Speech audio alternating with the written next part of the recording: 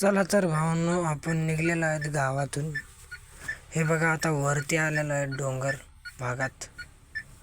हे बघा, हे बघा कसा नजारा आहे. डोंगर लय आहे इकडं. चला तर आलेलो आहेत आम्ही गहिनाथ गडावरती. पाया पडून आत निघालो आहेत बघा.